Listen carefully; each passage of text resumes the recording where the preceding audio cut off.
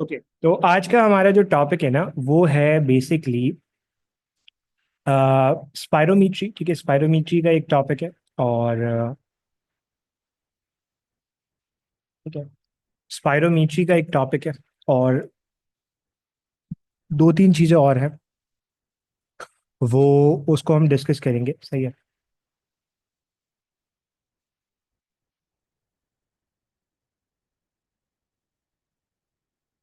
नहीं, एनईडी से पहले क्लास 12 हो जाएगी, टेंशन नहीं लो। सही है। चलो भाई, स्टार्ट करते हैं। Pulmonary function test. ठीक है, हमने पढ़ना है रेस्पिरेटरी वॉल्यूम्स। आप मुझे कोई एक बात बता सकता है कि अगर मुझे किसी ऑर्गन के बारे में, या अगर मुझे किसी ऑर्गन को अगर मुझे किसी ऑर्गन को टेस्ट करना हो कि वो ऑर्गन सही काम कर रहा है या नहीं कर रहा, तो how can I do that? बता सकता है कोई?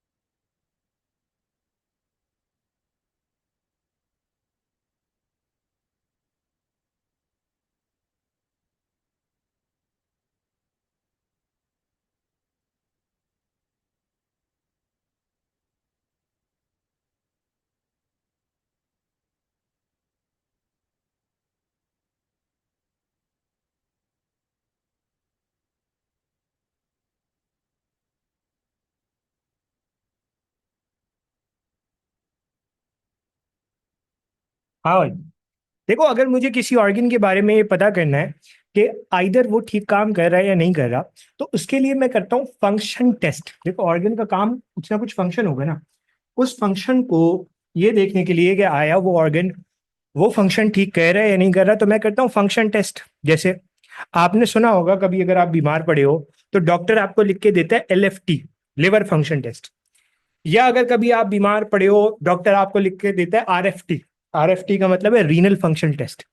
इसी तरीके से अगर मुझे लंग्स के बारे में देखना है कि लंग्स कितना फंक्शन कर रहा है, तो उसके लिए मैं करता हूँ लंग फंक्शन टेस्ट। PFT कहते हैं।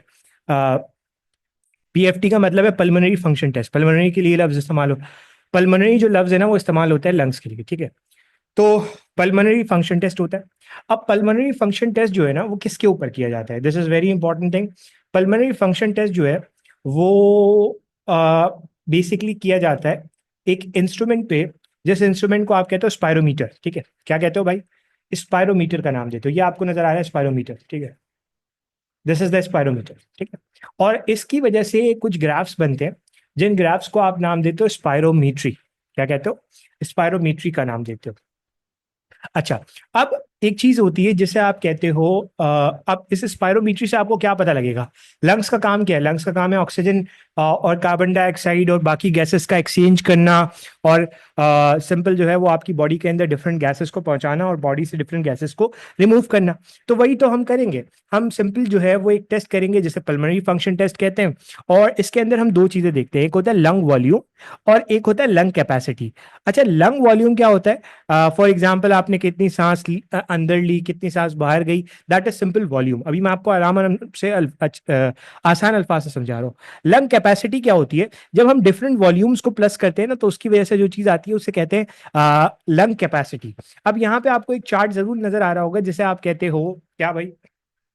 अच्छा, मैं एक काम करता हूँ, इस चार्ट को वो कर लेता हूँ। क्या? चल।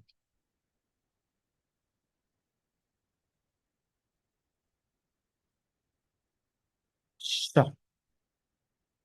हम्म,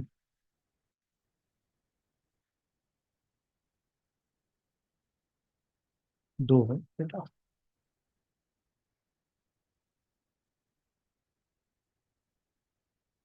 अच्छा, अब इधर जरा गौर से सुनना और चीजों को देखते जाना अच्छे से, ताकि ये चीजें जो है ना वो आपके साथ हाथ के हाथ होती रहे। देखो, अब ये आपको एक चार्ट नजर आता है, जिस चार्ट को आप कहते हो स्पायरोमीट्री। अब इसके अंदर क्या क्या चीजें होती है? मैंने आपको बताया दो चीजें होती है, वॉल्यूम और कैपेसिटी। अब वॉल्यूम क्या होता है? गौर से सुनते जाना, चीजों को आसान करते जाना। देखो, वॉल्यूम का मतलब ये होता है कि आप क्या कह रहे हो, डिफरेंट वैल्यूज निकाल रहे हो किसकी भाई डिफरेंट वैल्यूज निकाल रहे हो आप? लंग्स की। अब जैसे फॉर एग्जांपल जो सबसे पहला वॉल्यूम हम पढ़ रहे हैं ना, उस सबसे पहले वॉल्यूम का नाम है टाइडल वॉल्यूम। और ये पास्ट पेपर के अंदर बहुत एग्जाम के अंदर बहुत पूछा भी गया है, टाइडल वॉल्यूम क्या होता है। और 2000 आई गेस 22 के अंदर डाउ यूनिवर्सिटी ऑफ हेल्थ साइंसेज में इसका सवाल भी आया था, और इत्तेफाक की बात है वहाँ ऑप्शन गलत दिया हुआ था। खैर आई डोंट नो बाद में उन्होंने इसको रिमूव किया या नहीं किया, मुझे तो इसका आइडिया नहीं है। लेकिन फिलहाल आपने इसको अच्छे से पढ़ना है, क्योंकि ये आपके नेशनल एमडी कैट के अंदर भी बहुत इंपॉर्टेंट है, और इवन आपके एमबीबीएस के अंदर भी ये काफी इंपॉर्टेंट होगा। ठीक है। अब टाइडल वॉल्यूम क्या होता है? फॉर एग्जाम्पल इस वक्त मैं बैठा हूँ, मैं नॉर्मली बैठा हूँ, मैं कोई काम नहीं कर रहा, मैं कोई भाग नहीं रहा, मैं कोई एक्सरसाइज नहीं कर रहा। इस वक्त मैं जितनी एयर इनहेल कर रहा हूँ उतनी एयर ही एक्सेल कर रहा हूँ, नॉर्मल। तो टाइडल वॉल्यूम क्या होता है? Volume of air normally breathe. इस वक्त मैं जितनी एयर इनहेल कर रहा हूं या जितनी एयर एक्सेल कर रहा हूं उसको क्या कह रहा हूं? Tidal volume. टाइडल वॉल्यूम कितना होता है? 500 ml या 0.5 लीटर। ठीक है। अब अगर आप देखो तो ये आपको नजर आ रहा है tidal volume. This is the tidal volume, this is the tidal volume. Normally जितनी सांस मैं ले रहा हूं उतनी सांस ही निकाल रहा हूं, that is the tidal volume. Tidal volume. Tidal volume की वैल्यू कितनी होती है? 500 ml या 0.5 लीटर। ठीक है, ये याद रखने वाली चीज है। अच्छा, अब आ जाओ, एक और चीज होती है जिसे आप कहते हो इंस्पिरेटरी रिजर्व वॉल्यूम। ये इंस्पिरेटरी रिजर्व वॉल्यूम क्या होता है? देखो, इंस्पिरेटरी रिजर्व वॉल्यूम वो एयर है जो मैं फोर्सफुली इंस्पायर करता हूं। अब सुनो, इसका मतलब क्या है? फॉर एग्जाम्पल इस वक्त मैं बैठा हूं, मैंने नॉर्मल सांस ली। नॉर्मल सांस लेने के बाद भाई, नॉर्मल सांस ली, और नॉर्मल सांस लेने के बाद मैंने फोर्सफुली और एयर को इनहेल किया। फिर सुनना, नॉर्मल सांस ली, नॉर्मल सांस लेने के बाद मैंने फोर्सफुली और एयर को इनहेल किया, करके देख लो। उसे आप कहते हो इंस्पिरेटरी रिजर्व वॉल्यूम। अब अगर आप इस चार्ट से समझना चाहो ना, तो यहां पे आपको एक चार्ट नजर आ रहा है, this is the tidal volume. अब इस टाइडल वॉल्यूम, फॉर एग्जाम्पल मैंने इतनी एयर इनहेल की, इतनी एयर इनहेल करने के बाद और एडिशनल एयर मैं जितनी फोर्सफुली इनहेल कर सकता हूं, इसे आप कहते हो इंस्पिरेटरी रिजर्व वॉल्यूम। क्या कहते हो? इंस्पिरेटरी रिजर्व वॉल्यूम का नाम। ठीक है, इंस्पिरेटरी रिजर्व वॉल्यूम कहते हैं। फिर उसके अलावा इसकी वैल्यू कितनी होती है? अबाउट 3.3 लीटर या 3300 ml। डिफरेंट बुक्स के अंदर डिफरेंट मिल सकती है, मैं आपको स्टैंडर्ड टेक्स्ट बुक्स बता रहा हूं, जो स्टैंडर्ड टेक्स्ट बुक्स है। सही। फिर होती है एक्सपिरेटरी रिजर्व वॉल्यूम। तो इंस्पिरेटरी रिजर्व वॉल्यूम कहती है टाइडल वॉल्यूम के बाद, टाइडल वॉल्यूम के बाद जितनी एयर में इनहेल कर रहा हूं वो inspiratory reserve volume. Expiratory reserve volume क्या होगा? बोलो भाई, एक्सपिरेटरी रिजर्व वॉल्यूम क्या होगा?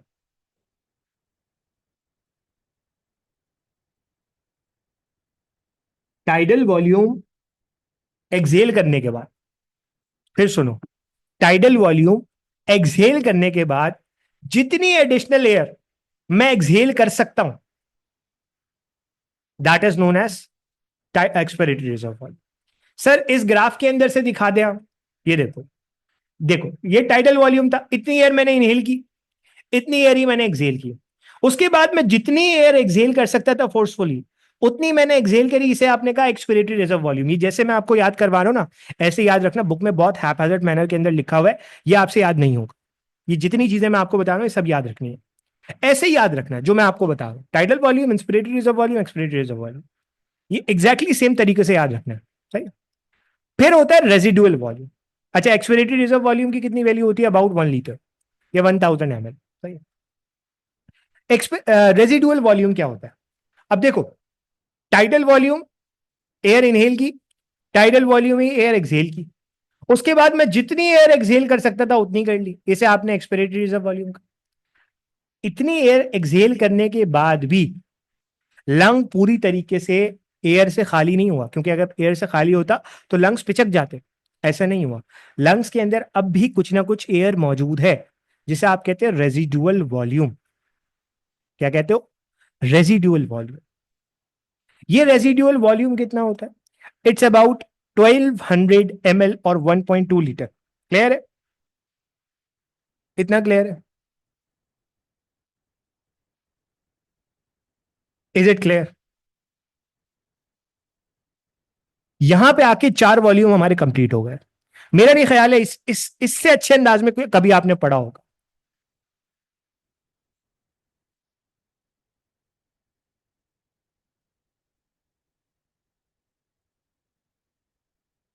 चलो अब आ जाओ आगे। ये भी आपको चार्ट नजर आ रहा है, और ये तो बड़ी स्टैंडर्ड टेक्स्ट बुक का चार्ट है, फिजियोलॉजी की जो स्टैंडर्ड टेक्स्ट बुक है उसका चार्ट है। ठीक है, अब देखो, अब कैपेसिटीज क्या होती है? कैपेसिटी का मतलब है डिफरेंट वॉल्यूम को प्लस करके जो मैं निकालता हूं वो होती है कैपेसिटी। अच्छा, जैसे टाइडल वॉल्यूम इंपॉर्टेंट था, कैपेसिटी के अंदर भी एक चीज बड़ी इंपॉर्टेंट है, एक होती है इंस्पिरेटरी कैपेसिटी। ठीक है, अब मैं इसको जैसे याद करवाऊंगा ना वैसे ही आपने याद रखना है, इसको भी आड़े टेढ़े तरीके से याद नहीं रखना। सबसे पहले आपने याद रखना है इंस्पिरेटरी कैपेसिटी। क्या याद रखना है? Inspiratory capacity. इंस्पिरेटरी कैपेसिटी क्या होती है? अब सुनना गौर से। मैंने एयर को इनहेल किया, नॉर्मल, वो था टाइडल वन। इंस्पिरेटरी कैपेसिटी क्या होती है? मैंने फोर्सफुल इंस्पिरेशन की। कब? अब जरा सुनना, पहले गौर से सुनना। अगर आपने इसको अच्छे से समझना है ना तो इस चार्ट से आप ज्यादा अच्छे तरीके से समझ सकते हो। मैं आपको क्या बता रहा हूं, इंस्पिरेटरी कैपेसिटी। मैंने क्या किया, सबसे पहले मैंने सिंपली जितनी नॉर्मल एयर मैं इनहेल कर सकता था उतनी की, जैसे टाइडल वॉल्यूम का, और उसके बाद मैं जितनी एयर फोर्सफुली इनहेल कर सकता था वो कर ली। इसे आप कहते हो इंस्पिरेटरी रिजर्व वॉल्यूम। तो अगर आप टाइडल वॉल्यूम में इंस्पिरेटरी रिजर्व वॉल्यूम मिला लो तो क्या बन जाएगा? Inspiratory capacity. यही तो लिखा हुआ है, ये देखो, tidal volume plus inspiratory reserve capacity. मुझे बताओ कितनी वैल्यू आएगी इसकी अंदाजा, अप्रोक्सीमेट कितनी वैल्यू आएगी? बेटा वाइटल वॉल्यूम नहीं होता, वाइटल कैपेसिटी होती है। हाँ भाई, कितनी वैल्यू आएगी? प्लस कर लो यार, आसान तो है। 3500 वो आ गई, और 3300 ये आ गई, तो 3800 ml हो गई approximately. 3.8 ml, sorry 3.8 litre approximate जो है वो आपके पास 3.8 लीटर हो गई। ये तो आप खुद भी निकाल सकते हो। अब vital capacity is very important, very very very important. Vital capacity क्या होती है इसको अच्छे से समझना। Vital capacity is actually the amount of air, गौर से सुनना, it's the maximum volume of air that can be expelled out forcefully after a deep inspiration। क्या मतलब? अब इस चार्ट को, इस बात को इस ग्राफ से समझ। वाइटल कैपेसिटी क्या होती है? मैंने क्या किया, नॉर्मल सांस ली जैसे टाइडल वॉल्यूम का, उसके बाद फोर्सफुल इंस्पिरेशन की, इसे आप इंस्पिरेटरी रिजर्व वॉल्यूम कहते हैं। और ये करने के बाद मैं जितनी एयर फोर्सफुली निकाल सकता था उतनी निकाली, यानी कि एक्सपिरेटरी रिजर्व वॉल्यूम। अगर आप टाइडल वॉल्यूम में प्लस करो इंस्पिरेटरी रिजर्व वॉल्यूम, और इंस्पिरेटरी रिजर्व वॉल्यूम में एक्सपिरेटरी रिजर्व वॉल्यूम को प्लस कर लो, यानी कि इसका फॉर्मूला क्या बनता है? Inspiratory reserve volume plus tidal volume plus expiratory reserve volume. This is known as vital capacity. फिर सुनना, नॉर्मली मैं जितनी एयर इनहेल कर सकता था वो की, उसके बाद जितनी फोर्सफुली इनहेल कर सकता था वो की, और जितनी फोर्सफुली निकाल सकता था निकाल दी। That is known as vital capacity. Inspiratory reserve volume plus tidal volume plus expiratory reserve volume. इसको मैं ऐसे भी लिख सकता हूं, tidal volume plus inspiratory reserve volume is inspiratory capacity plus expiratory reserve volume. Clear है भाई?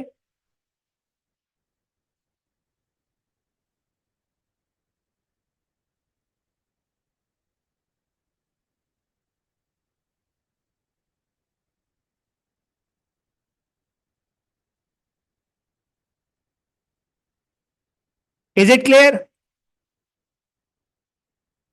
हाँ भाई बोलो। चलो अब आ जाओ, फंक्शनल रेजिडुअल कैपेसिटी क्या होती है? जो बच्चे पूछ रहे थे एफआरसी क्या होता है, देखो एफआरसी का मतलब है, this is very very very important, इस चार्ट से समझना है एफआरसी का मतलब। देखो, और मैं डेफिनेशन भी आपको बताऊंगा, तो टेंशन की बात ही कोई नहीं है। Functional residual capacity is the volume of air remain in the lungs after normal expiration. आसान जबान में मैंने आपको डेफिनेशन बता दी, रिपीट कर देता हूं। Functional residual capacity is the volume of air remaining in the lungs after normal expiration. अब देखो, मैंने क्या किया, नॉर्मल सांस ली जितनी ले सकता था, टाइडल वॉल्यूम, और उतनी ही एक्सेल कर दी, दिस इज टाइडल वॉल्यूम। अब इस टाइडल वॉल्यूम के बाद जितनी एयर पीछे बच गई, नॉर्मल सांस ली, नॉर्मल सांस निकाल दी, उसके बाद जितनी एयर पीछे बच गई, इसको मैं कहता हूं functional residual capacity. Don't confuse functional residual capacity with residual volume. Residual volume तब आता था जब आप फोर्सफुल एक्सपिरेशन करते थे, जबकि फंक्शनल रेजिडुअल कैपेसिटी क्या होती है, नॉर्मल सांस लेने के बाद। अब अगर आपसे इसका फॉर्मूला पूछ लिया जाए तो expiratory reserve volume plus residual volume, क्या आंसर आएगा? चलो भाई,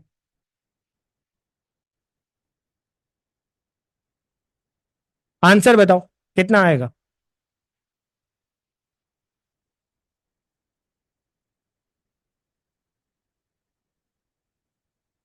अप्रोक्सीमेटली 2200 ml, सिंपल। तो नॉर्मल सांस लेने के बाद 2200 ml आपके लंग्स के अंदर मौजूद होते हैं। अब एक आखिरी चीज है जिसपे सवाल आया हुआ है एग्जाम के अंदर, एनईडी के अंदर भी, आपके केयू के अंदर भी, आपके एमडी कैट के अंदर भी, and that is total lung volume और टोटल लंग कैपेसिटी। ये क्या होती है? जितनी भी वॉल्यूम है, तमाम वॉल्यूम को मिला दो तो आपको कहा जाएगा क्या? Total lung capacity. आसान जबान के अंदर, how can you define total lung volume या टोटल लंग कैपेसिटी? वॉल्यूम ज्यादा बेहतर लफ्ज नहीं, कैपेसिटी बेहतर है, क्योंकि कैपेसिटी में हम डिफरेंट वॉल्यूम्स को प्लस करते हैं। Total lung capacity is the volume of air present in lungs after a deep inspiration। आसान जबान के अंदर, आपके लंग में कितनी हवा भर सकती है, that is the total lung capacity. Clear हो गया? क्लियर है भाई? ये मैं और बताऊं इसमें, मेरा नहीं ख्याल है चीजें मुश्किल होंगी। टोटल लंग कैपेसिटी कितनी होगी?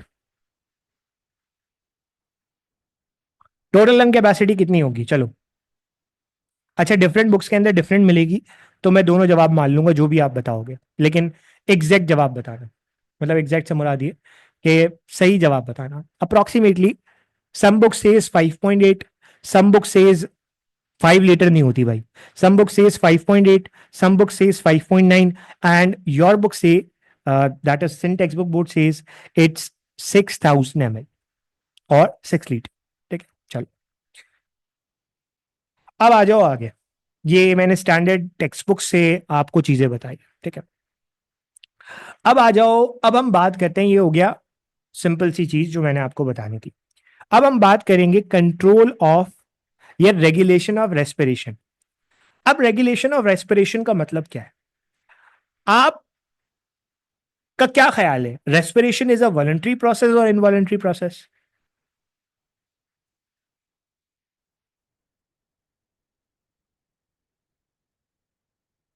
हाँ भाई, मैं जवाब आज सुनना चाहता हूं। Respiration is a voluntary process और इनवॉलंटरी प्रोसेस?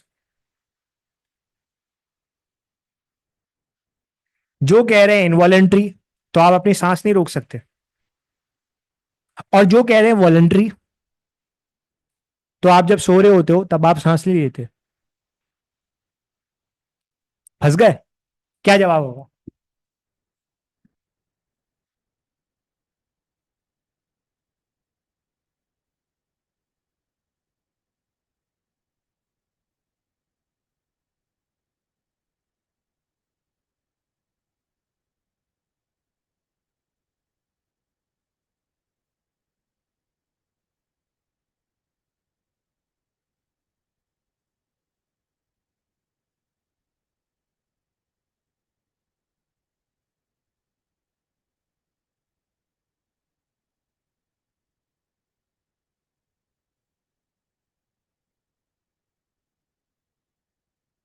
हाँ भाई, देखो, रेस्पिरेशन ना, respiration is a reflex process.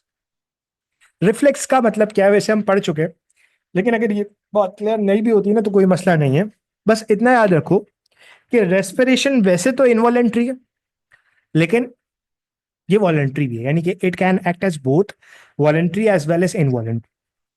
क्योंकि आप अपनी सांस को तकरीबन 40 सेकंड तक वॉलेंटरली रोक सकते हो, और अगर कोई शख्स बहुत लंबे टाइम तक सांस रोके, रोक सकता है, लेकिन क्या होगा, वो रोकेगा, बेहोश हो जाएगा, फिर उसकी ब्रीदिंग खुद ही नॉर्मली स्टार्ट हो जाएगी। तो इसका मतलब ये है कि ये ब्रीदिंग जो है ना, या रेस्पिरेशन जो है, दैट इज बेसिकली एक्सटर्नल। अगर मैं एग्जैक्ट वर्ड बात करूं तो ब्रीदिंग जो है ना, ये एक रिफ्लेक्स प्रोसेस है, डिफरेंट आपको इंटरनेशनल टेक्स्ट बुक्स के अंदर लिखा हुआ मिलेगा। अब सवाल ये होता है कि क्या रेस्पिरेशन का रेट या रेस्पिरेशन नॉर्मल रहती है, चेंज नहीं होती, चेंज होती है।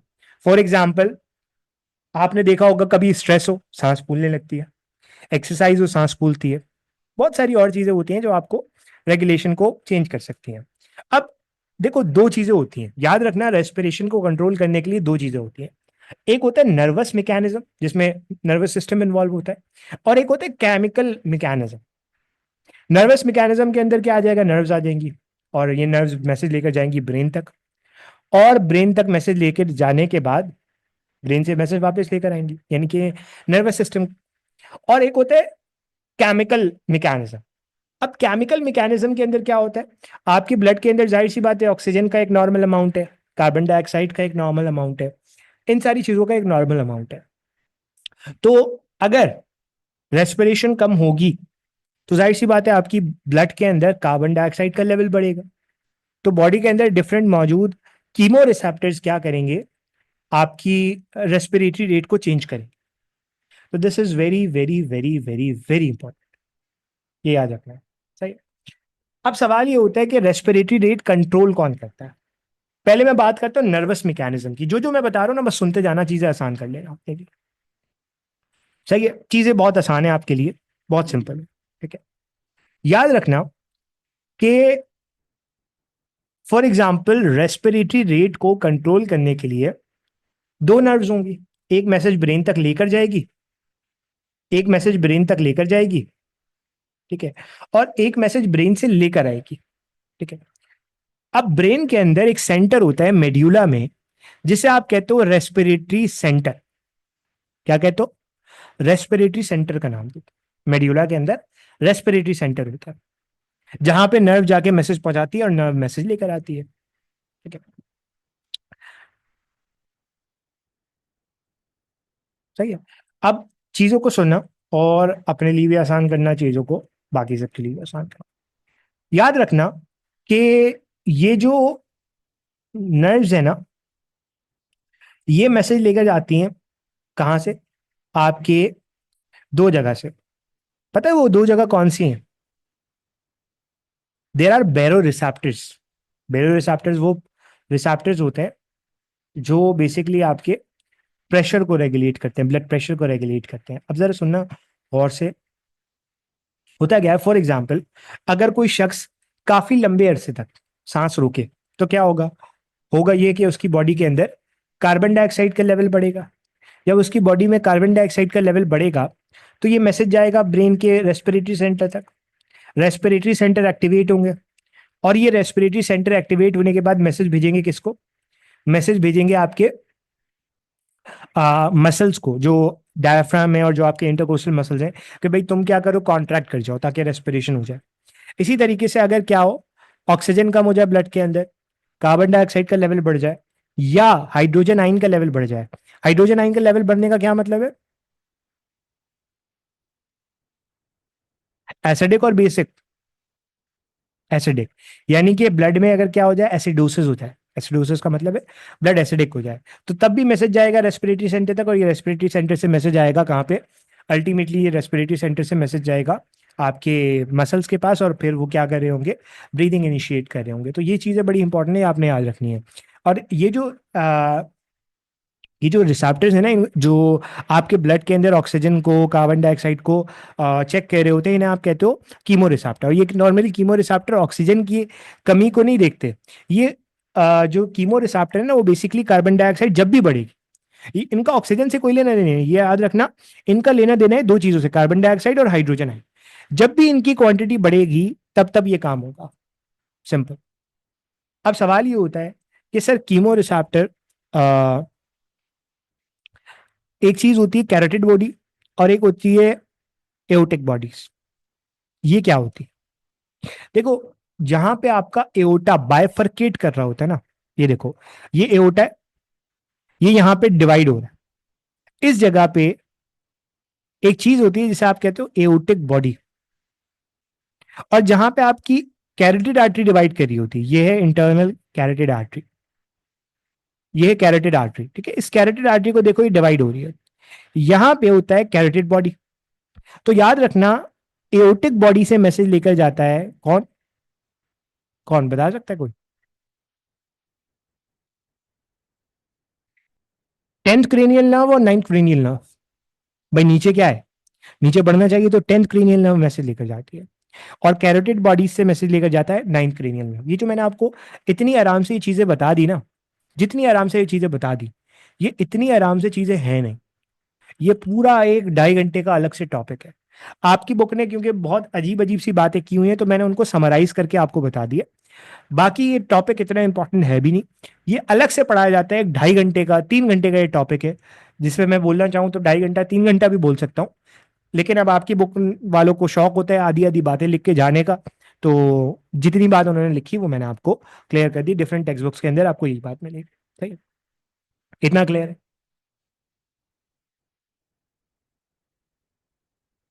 Is it clear?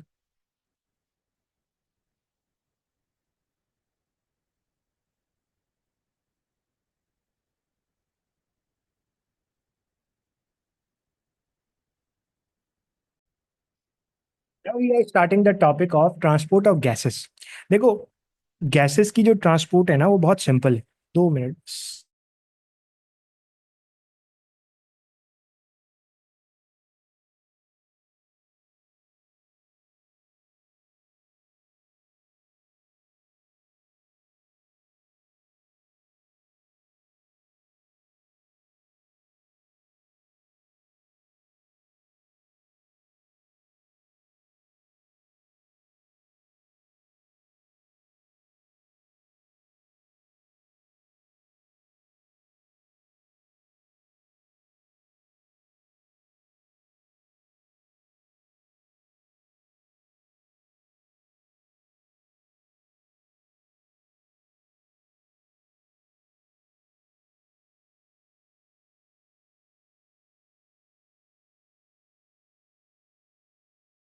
अच्छा, अब जो ट्रांसपोर्ट ऑफ गैसेस है, उसके अंदर जो सबसे इंपॉर्टेंट गैस है वो है ऑक्सीजन। ऑक्सीजन के बारे में क्या याद रखना है? याद रखना 97। अब मैं आपसे सवाल करता हूँ, ऑक्सीजन वाटर में ज्यादा डिसॉल्व हो सकती है या कार्बन डाइऑक्साइड? मासूमाना सवाल, क्या ख्याल है? कौन सी गैस ज्यादा अच्छी तरीके से आ,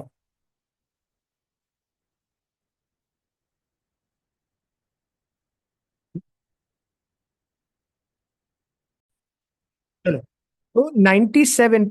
अब सिंपल सी बात ये है कि कार्बन डाइऑक्साइड जो है ना, वो ज्यादा डिसॉल्व हो सकती है एज कम्पेयर टू ऑक्सीजन। तो ऑक्सीजन पानी में डिसॉल्व होगी या प्लाज्मा में डिसॉल्व होगी तो जाएगी नहीं।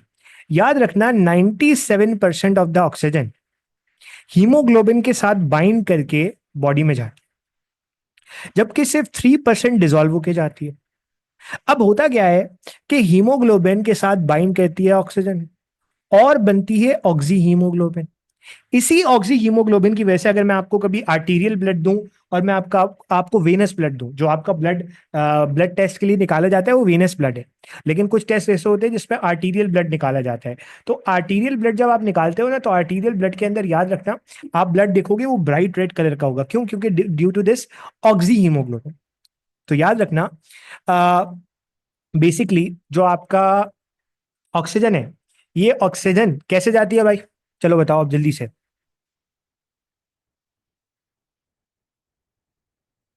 हाँ भाई, जल्दी बताओ।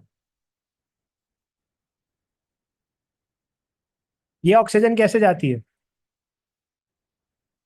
तकरीबन जो आपका ऑक्सी हीमोग्लोबिन की फॉर्म में, बाकी जो है वो सिंपली जो है वो कैसे जारी होती है, वो आपका जारी होती है प्लाज्मा के जरिए।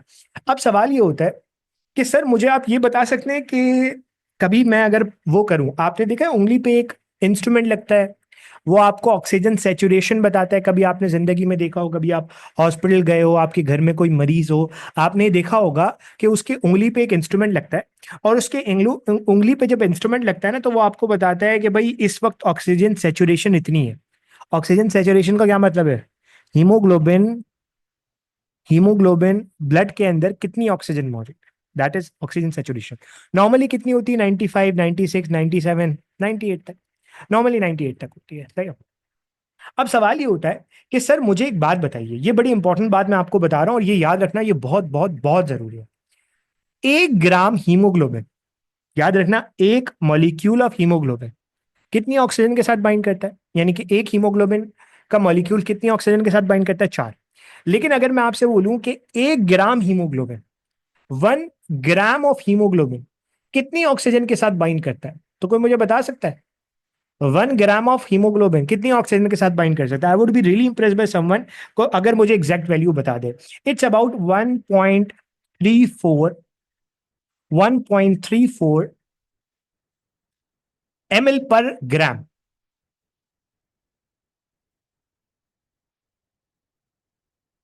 यानी कि 1 ग्राम हीमोग्लोबिन इतनी ऑक्सीजन के साथ बाइंड करता है।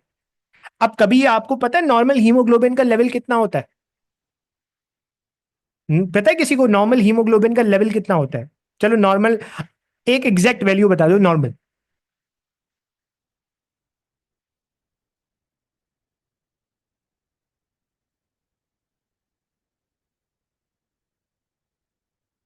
हाँ भाई, एनीवन, कोई मुझे एग्जैक्ट एक फिगर ऐसा बताओ जो मैं मान लूं।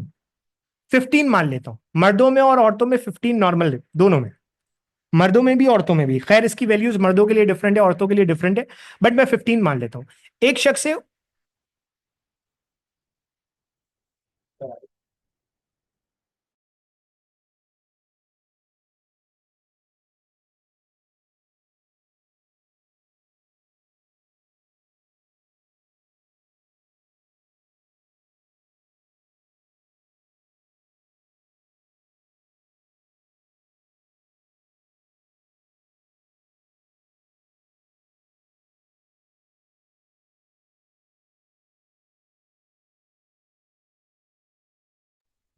अच्छा, 15 ग्राम हीमोग्लोबिन कितनी ऑक्सीजन के साथ बाइंड कर सकता है भाई? जल्दी से मुझे बताओ।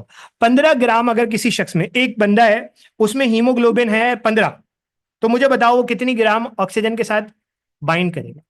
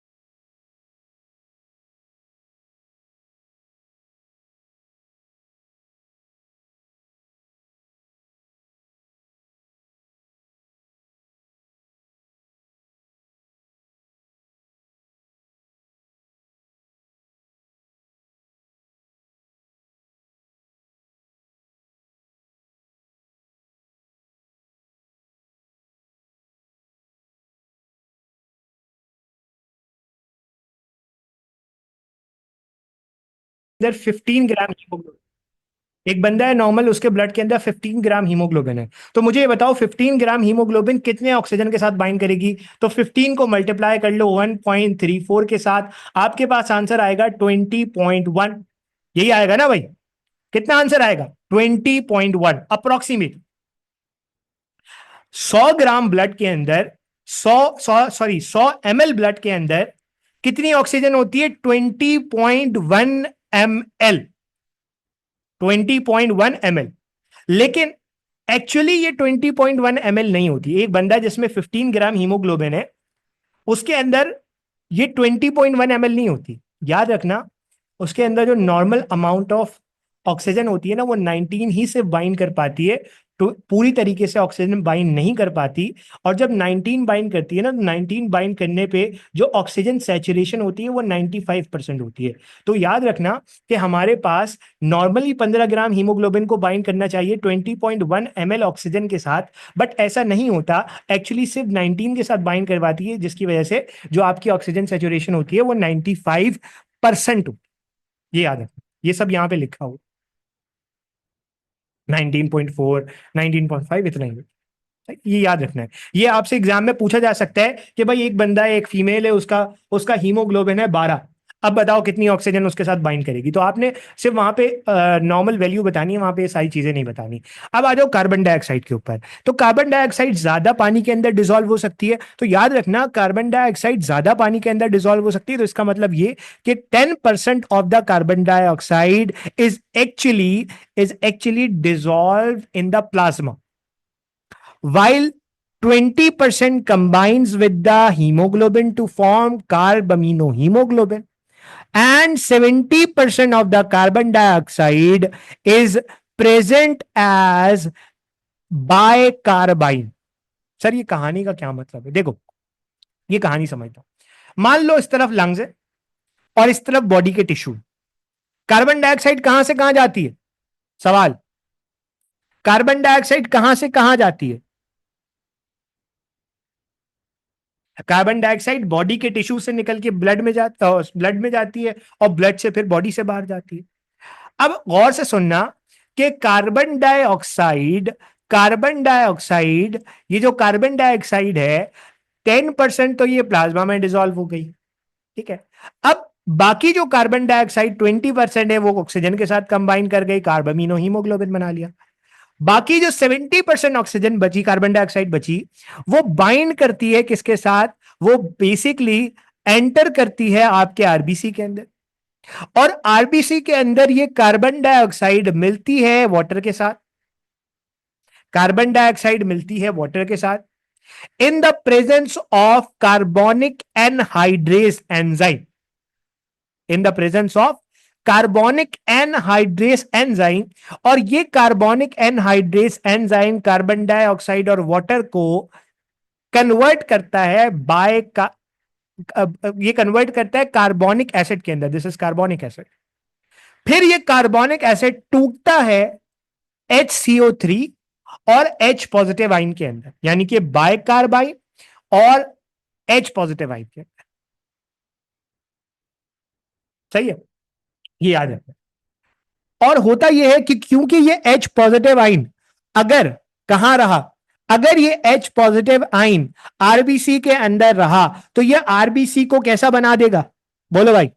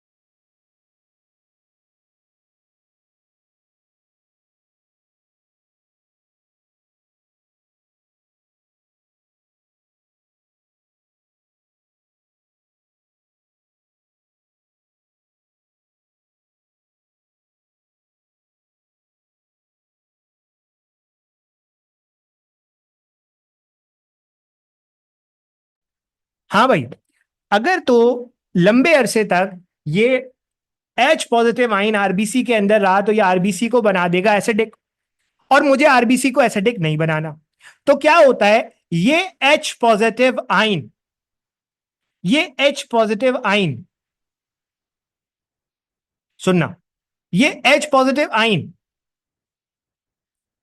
और HCO3 माइनस, सोचो अभी तो क्या हो रहा है। अब अब जरा सुनना गौर से इस बात को, ये बहुत इंपॉर्टेंट बात है।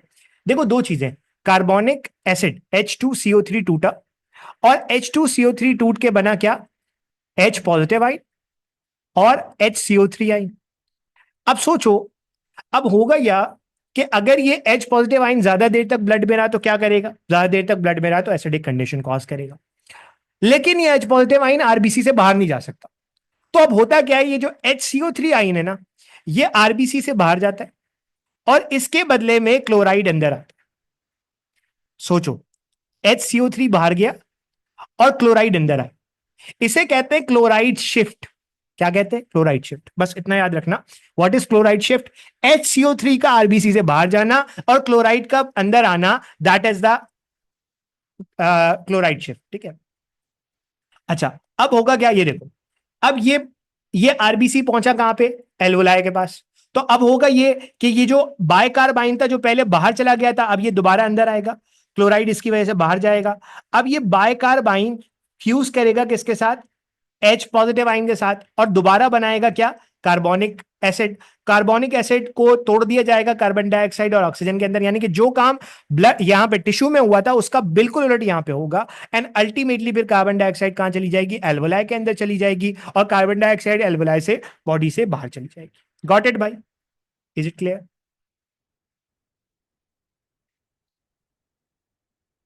यस, कार्बोनिक एनहाइड्रेस आपके आरबीसी में प्रेजेंट होता है। चलो, इज इट क्लियर?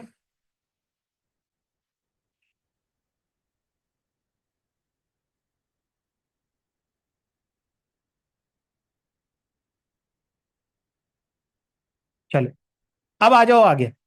अब आ जाते हैं हम आखिरी टॉपिक के ऊपर, that is the paranasal sinuses. Paranasal, para कहते हैं अराउंड को, नेजल मतलब नाक के अराउंड। पैरानेजल साइनस का मतलब है नाक के अराउंड साइनस खाली जगह मौजूद है, that is called the paranasal sinus.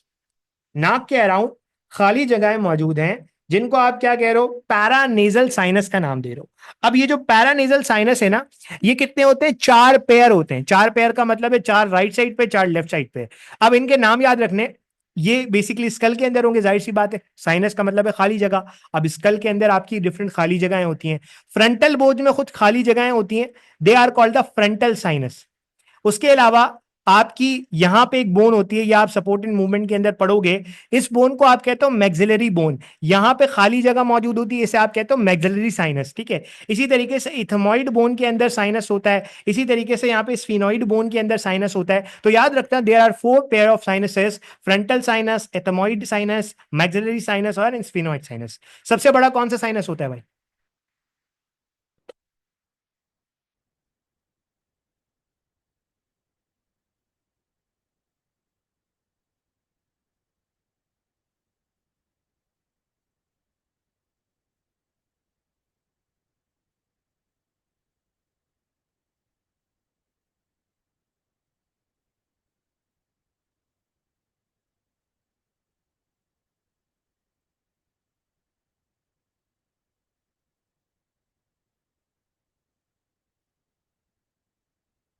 हाँ शाबाश, maxillary sinus is the largest one.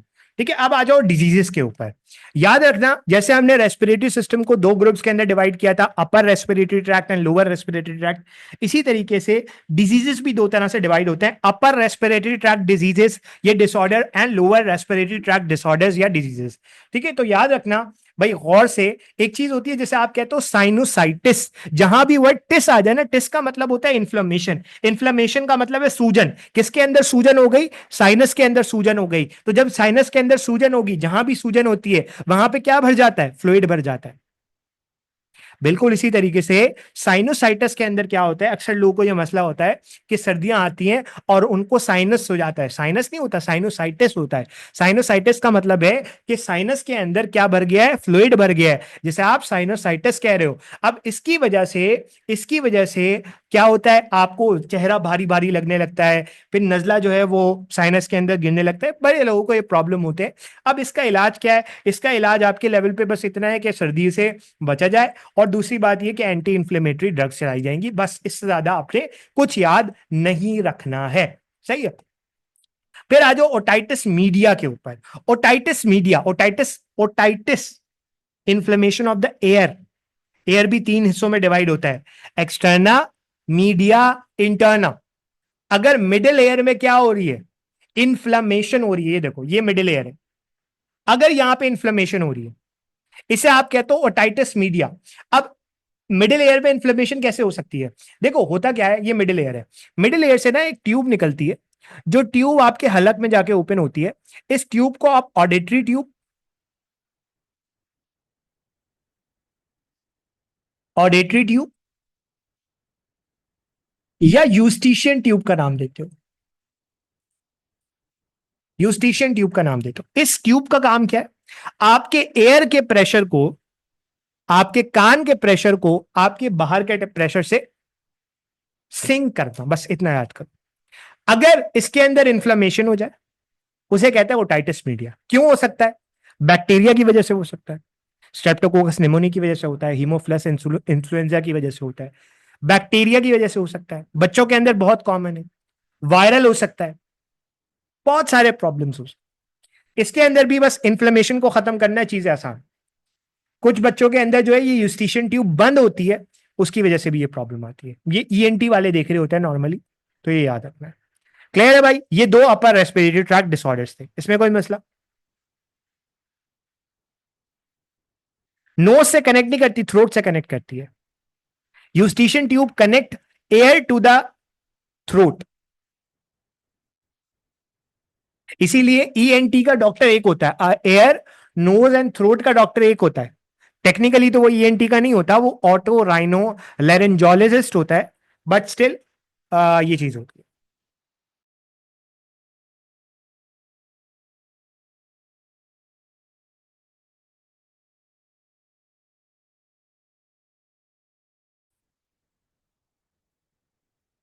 Okay, सो कहानी ये है कि देखो लंग्स के अंदर ना ये एल्वोलाई, इस एल्वोलाई के अंदर नॉर्मली एक सरफेक्टेंट होता है, एक फ्लूइड होता है जो इस एल्वोलाई को कोलैप्स होने से बचाता है, इसको कहते हैं सरफेक्टेंट।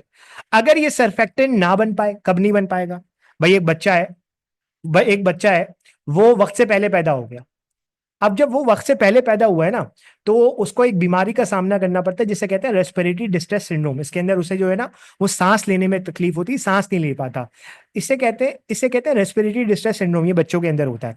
लेकिन अगर इस सर्फेक्टेंट के अलावा भी कोई फ्लूइड भर जाए, तो उसकी वजह से नमूनिया, उसे आप क्या कह रहे हो, नमूनिया कह रहे हो। अब नमूनिया बैक्टीरिया की वजह से हो सकता है, खासतौर पे दो बैक्टीरिया, स्ट्रेप्टोकोकस निमोनी, माइकोप्लाज्मा। कुछ ऐसे वायरस भी होते हैं जो बैक्टीरिया, जो नमूनिया कॉज करते हैं। बहुत सारे वायरसेस होते हैं, उनके नाम इतने इंपॉर्टेंट नहीं है, बट ये दो चीजें जो है ना वो आपने याद रखनी है। अब नमूनिया अगर एक लोब में हो रहा है लंग के, तो उसे लोबर नमूनिया कहते हैं। दोनों लंग्स में हो रहा है तो डबल नमूनिया कहते हैं। नमूनिया की फिर पूरी एक वो है कि आप मेडिसिन के अंदर पढ़ोगे, अभी आपको मैं जितने पॉइंट्स बता रहा हूँ ना, ये आपने याद रखने हैं। इसका ट्रीटमेंट क्या है? बैक्टीरिया की वजह से हुआ है तो एंटीबायोटिक्स, सिंपल। इसके अंदर बैक्टीरिया का नाम इंपॉर्टेंट है, ठीक है। अब आ जाओ ट्यूबर क्लासेस। टीबी क्या होता है? अब टीबी की कहानी यह है कि ट्यूबर क्लोसिस क्या होता है। ट्यूबर क्लोसिस एक ऐसी बीमारी है जिसमें बैक्टीरिया या कोई भी ऐसी चीज जो है ना, वो आपके टिश्यू को डैमेज करती है। फॉर एग्जाम्पल, ये बैक्टीरिया ने इतना टिश्यू को डैमेज किया, आपकी बॉडी इस टिश्यू को सही करने की कोशिश करती है लेकिन कर नहीं पाती।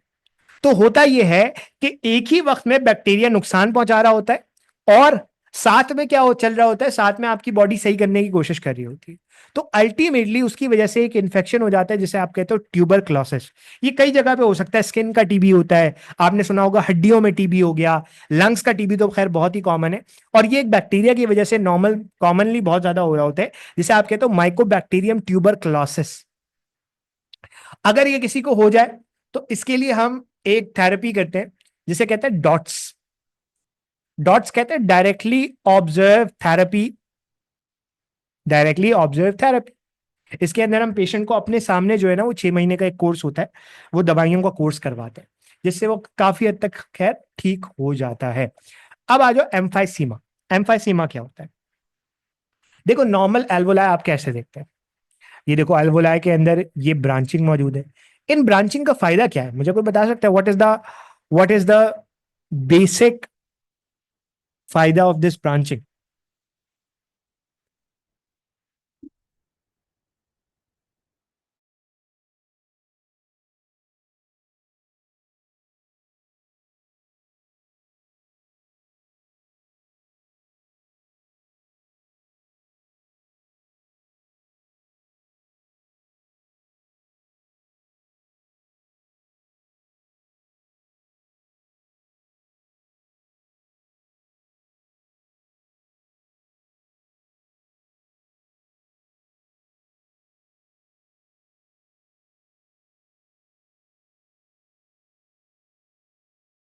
ठीक है। अब देखो नॉर्मल एल्वोला ऐसे दिखते हैं, इनके अंदर ब्रांचिंग मौजूद है। इन ब्रांचिंग का फायदा ये सरफेस एरिया को बढ़ाते हैं, और आपको पता है जितना ज्यादा सरफेस एरिया होगा उतनी ज्यादा गैसेस एक्सचेंज होगा।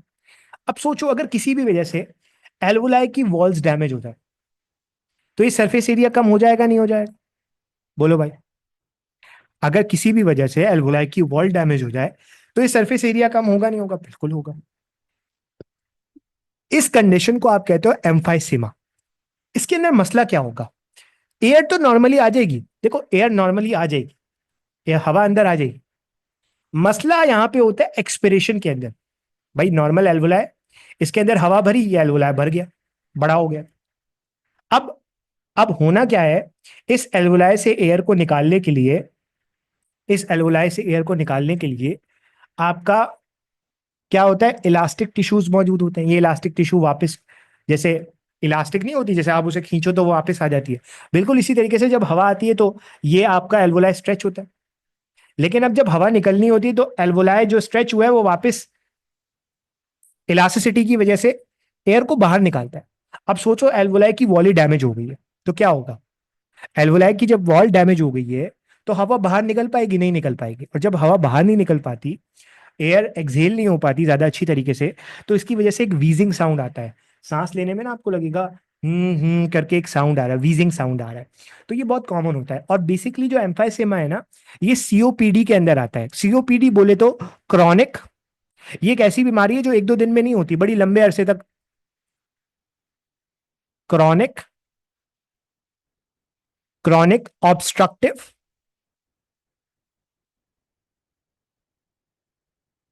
Chronic obstructive pulmonary disorder. Chronic का मतलब है लंबे अरसे तक, ऑब्स्ट्रक्टिव मतलब ऑब्स्ट्रक्शन हो गई है, पल्मोनरी लंग्स डिसऑर्डर, ये उसके अंदर आती है। सही।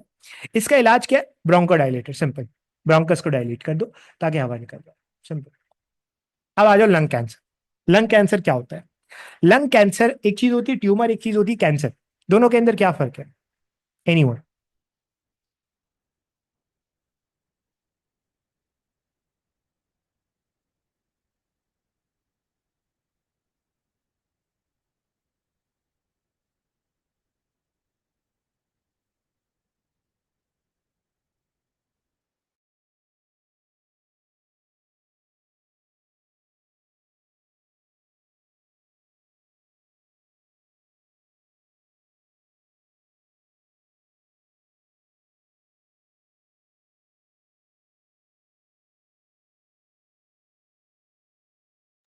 हाँ भाई।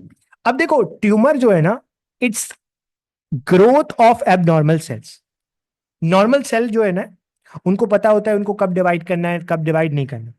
अगर सेल बावला हो जाए, एबनॉर्मल हो जाए, तो उसकी वजह से क्या होता है, उसकी वजह से बहुत सारे एबनॉर्मल सेल ग्रो हो जाते हैं, जैसे ट्यूमर कहते हो। ट्यूमर दो तरह का होता है, बिनाइन और मैलिग्नेंट। बिनाइन वो होता है जो अपनी जगह पे ही टिका रहता है और निकलता नहीं है। नॉर्मली वहां पे आप ट्यूमर का लफ्ज बोलते हो, लेकिन टेक्निकली मैलिग्नेंट के लिए भी आप ट्यूमर का लफ्ज ही इस्तेमाल करते हो। बेनाइन क्या होता है? जहां पे है वहां से फैल नहीं सकता, जैसे ब्रेन ट्यूमर होता है। Brain tumour is a benign tumour, फैलता नहीं है। लेकिन लंग्स के अंदर जो ट्यूमर होता है वो मैलिग्नेंट होता है, मैलिग्नेंसी होती है। मैलिग्नेंसी का मतलब है वो ट्यूमर फैल सकता है। ट्यूमर का फैलना क्या कहलाता है? मेटास्टेसिस कहलाता है। और ये ट्यूमर जब फैलता है तो कहां जाता है? हड्डियों के अंदर और भी कई सारी जगहों पे अंदर। इसे आप कहते हो मेटास्टेसिस। क्या कहते हो भाई? मेटास्टेसिस का नाम देते हो, दिस इज मेटास्टेसिस। इसका ट्रीटमेंट क्या है? सर्जरी होती है।